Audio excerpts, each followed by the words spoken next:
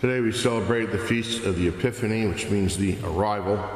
And as you can see, we have our three wise men out here with the Lord, completing the set as we celebrate liturgically. And as we look at this, one of the first things that always pops into my mind is the significance of the gifts. So the gold is considered the king of metals, and so it's a gift for a king, and Christ is, of course, the king, and actually the King of Kings, as we know from the book Revelation. The frankincense is incense used by the priest, so we see he's a king and a priest. And a priest, by definition, is someone that offers a sacrifice. So the myrrh was involved. We see later in Scripture Jesus getting the myrrh on his body, getting him ready for the burial. So as Bishop Sheen used to say, Christ is both priest and victim, offerer and offering. So we see he's the king, he's the priest, and he's the sacrifice. So that's what those three gifts are pointing out, which are given to him at his birth. So we see in the Gospel of Luke, the angels arrive to announce to the shepherds that the birth of the Messiah has come. So the shepherds are the first to arrive.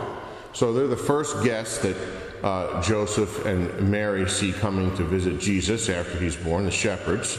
And Jesus is, of course, the good shepherd. That's one of his definitions. I am the way, the truth, and the life. I am the bread of life. I am the good shepherd. Then we see the kings come. Jesus also lets Pilate know he's a king. He said, if my kingdom were of this world, my followers would be fighting, but my kingdom is not of this world. So Christ is the king. So we see an interesting moment. So you've got these three kings arriving. They probably have an impressive entourage of guards and whatnot and servants.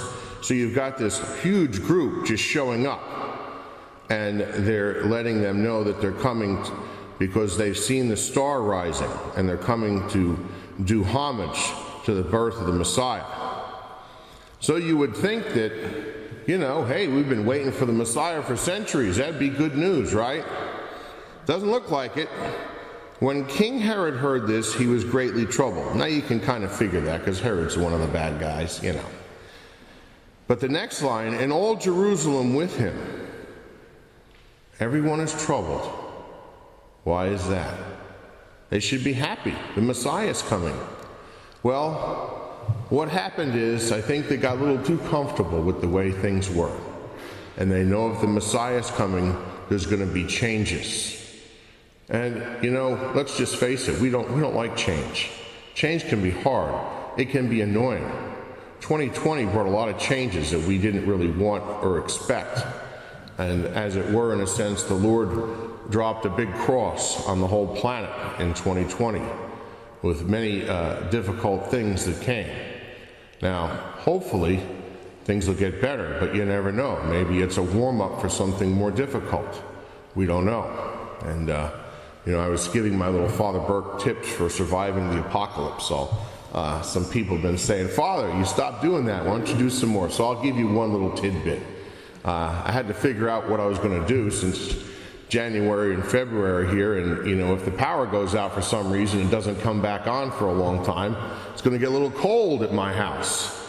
So I found on Amazon they have a little heater that works without electricity, just on propane. It has a little box, you push a button, a little spark, and the propane heats up an element, and it can keep you warm inside the house. It's designed to be used indoors, so specifically for that. And it works. I tested it out. Didn't want to find out it didn't work on a day when I really needed it. So that's an idea for you if unless you have a nice generator that'll keep you going for a while. So we don't like to have to deal with change. So we see here King Herod and all Jerusalem, and especially the chief priests and scribes. Now it's kind of interesting because you have these third-party witnesses coming to the chief priests. So at the resurrection of Christ, the Roman soldiers showed up and said, hey fellas, guess what? He's risen. And so here we have the three kings showing up and say, guess what? He's born. He's here. And so they're all troubled. You know, the thing is that we need to understand what we are made for. Now, I remember a interesting little thing I saw. I love inspirational quotes and things, little short things. And one of the things I saw one time, a beautiful picture of a sailing ship in a harbor. And it said, the ships are safe in the harbor, but that's not what ships are for. So we all like to be in our comfort zone and safe. But the reality is, we're here in this world to grow, to change, to become better than we were, to improve, and to deal with the cross, to strive to pray when we don't want to pray, to keep the commandments when it's challenging, when temptation can be hard, to do the works of mercy, bear wrongs patiently, forgive all injuries, giving alms, feed to the hungry, drink to the thirsty. So all these things can be challenging. Living the gospel, being humble servants of the Lord. And the other thing is, not only do we need to recognize that we are called, just as the ship is meant to go out of the safety of the harbor into the open seas, and we are meant to move forward from our comfort zone to grow in the love of God and neighbor through sacrificial love. Just as Jesus gives us the ultimate example of sacrificial love for us, he in turn asks us to return the favor in sacrificial love for him. Now the problem is the forces of evil are going to work on us, not only in terms of trying to stop us from praying, discourage us from praying or whatever, but our concept of God. And that's something we need to keep in our minds. We need to maintain a balanced concept of God, because all of us are going to be tempted to go one way or the other. Now, I already know which way I have to deal with, because sometimes I almost get paralyzed with fear lying in bed at night thinking about my judgment as a priest at the end of my life. And then I realize that that is not from God.